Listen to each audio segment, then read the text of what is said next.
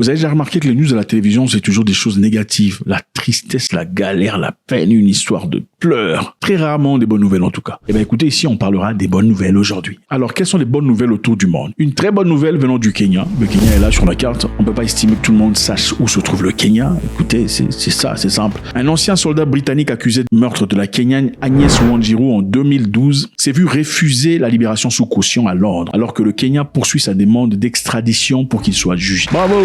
Bravo, c'est une très bonne nouvelle. Son nom est Robert Jack Purkis, 38 ans, ancien soldat britannique. Un élément de Batouk.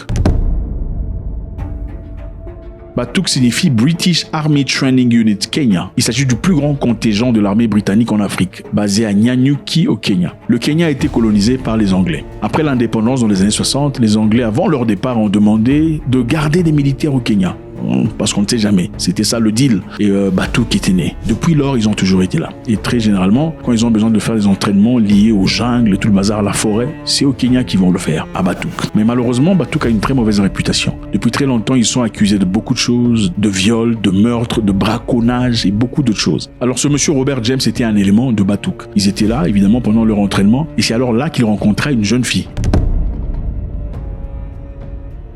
La victime s'appelle Agnes Wanjiru, 21 ans d'âge, dont le corps a été retrouvé dans une fosse septique près d'un camp d'entraînement de l'armée britannique à Nyanyuki en 2012. Une jeune fille de 21 ans, mère à l'époque évidemment, sortie pour aller rencontrer ses amis. Elle a fait connaissance de ce monsieur britannique. Vous savez, généralement en Afrique, nos sœurs, quand elles rencontrent une personne européenne, on a toujours l'impression que l'Européen est généralement plus amoureux, plus sympathique, plus doux que les Africains en général. C'est une généralisation absurde évidemment. Apparemment, ils étaient partis à l'hôtel pour faire ce qu'ils avaient à faire. Et arrivé là-bas, monsieur le militaire n'était pas tout à fait content parce que la jeune fille n'était pas tout à fait coopérative à son estimation. C'est alors là qu'il a décidé de le tuer, de le jeter dans une fosse septique. Vous savez ce que c'est une fosse septique? C'est dégoûtant. Imaginez être tué, ensuite balancé dans une fosse septique.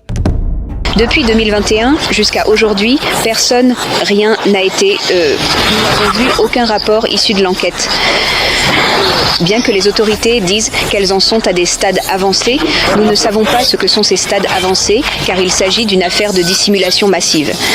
Alors les Kenyans ont mis pression sur Batouk, désirant emmener le monsieur en justice, mais Batouk dit que leurs militaires n'étaient pas sous la juridiction du Kenya pour être jugés par le Kenya. Imaginez-vous, un étranger vient dans votre pays, commet des atrocités et dit « Vous ne pouvez pas me juger parce que je ne suis pas sous votre autorité ». Incroyable, n'est-ce pas? Rentrer en Grande-Bretagne pour aller refaire sa vie, ça ne sera que 13 ans plus tard, après des énormes pressions venant du gouvernement kenyan, de la société civile, que la Grande-Bretagne finalement décidera, vous savez quoi? Pour garder les bonnes relations avec le Kenya, il nous faudrait envoyer ce monsieur. Au fait, la Grande-Bretagne et le Kenya ont un traité d'extradition. Okay? Si vous faites des bêtises ici, on vous envoie là-bas facilement. Mais ils avaient bloqué ça depuis très longtemps. En fin de compte, au nom du Commonwealth, il fallait respecter cet accord. C'est alors là qu'on a décidé de le renvoyer.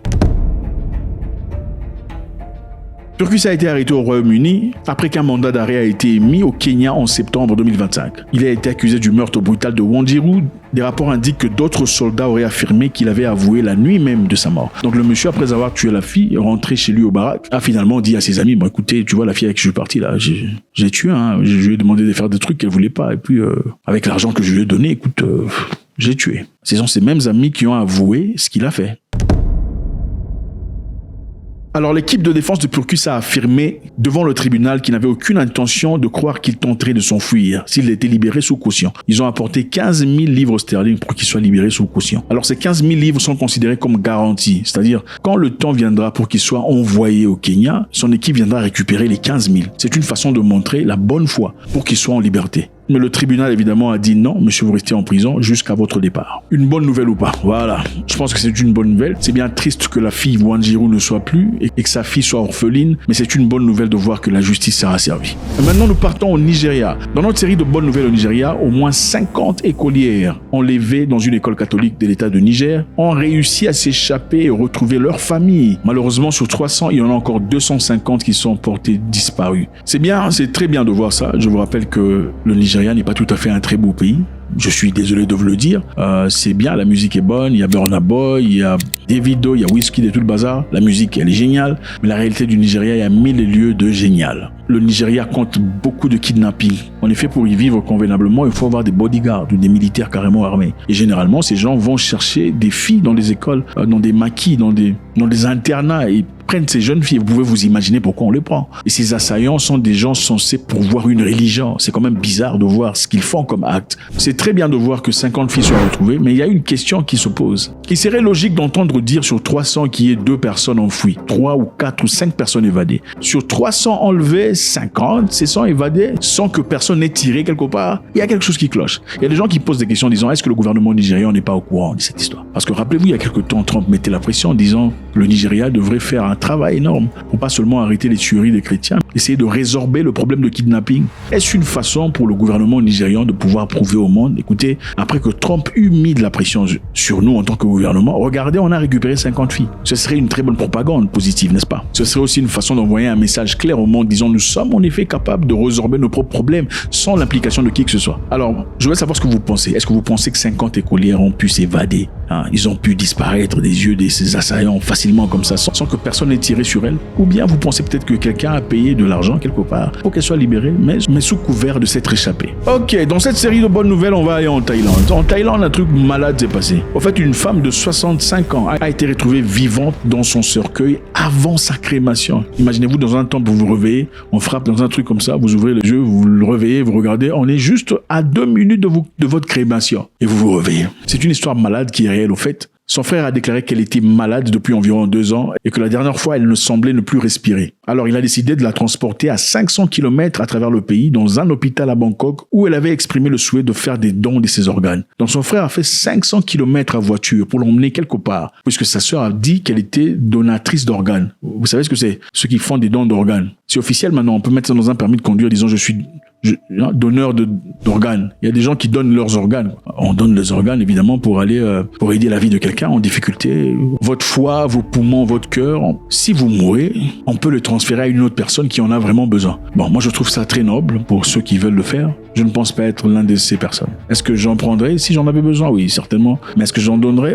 Non, je ne le ferai pas. Pourquoi je ne le ferai pas? Parce que malheureusement, il paraît que ceux qui sont donneurs d'organes, quand ils sont en difficulté à l'hôpital, généralement, on ne fournit pas beaucoup d'efforts pour les sauver. Voilà. On peut dire ce qu'on veut, mais ce sont les rapports. Évidemment, il faut fouiller. Ça semble absurde, mais c'est ça. On a lu beaucoup d'histoires. On dit que dans beaucoup de cas, d'après les statistiques, ceux qui sont donneurs d'organes, généralement, ne fournissent pas autant d'efforts qu'on en fournit quand une personne ne l'est pas. Généralement, à l'hôpital, on sait voir c'est qui est un donneur d'organes ou pas. Quand c'est un donneur d'organes, on dit écoutez, on va switch off la machine parce que voilà, monsieur ne reviendra pas. Quand il n'est pas donneur d'organes, alors bizarrement, là, on ne propose pas cette solution. Donc, monsieur a parcouru 500 km pour aller donner les organes de sa sœur. Arrivé là-bas, l'hôpital a demandé le certificat de décès qu'il n'avait pas. On se demande encore une fois comment une personne peut emmener le corps de sa sœur à 1000 lieues de la maison sans certificat de décès, mais être certain qu'elle est morte. Bizarre. Alors après cela, il a décidé lui-même de partir au temple, dans un temple qui propose des crémations gratuites. Ok, il est parti dans ce temple. Arrivé là-bas, le responsable lui demandait encore une fois où est le certificat de décès. Le monsieur n'a pas été capable de produire ce certificat de décès. C'est alors là que le bruit commence. Il y a du bruit dans le cercueil. Oh, il y a du bruit dans le cercueil. Panique et tout le monde bouge. Et puis le manager qui dit ouvrez le cercueil, on veut voir ce qu'il y a à l'intérieur. Après avoir ouvert le cercueil, à la surprise de tout le monde, voilà sa sœur qui se lève. Elle n'était pas décédée. Félicitations, c'est une très bonne nouvelle.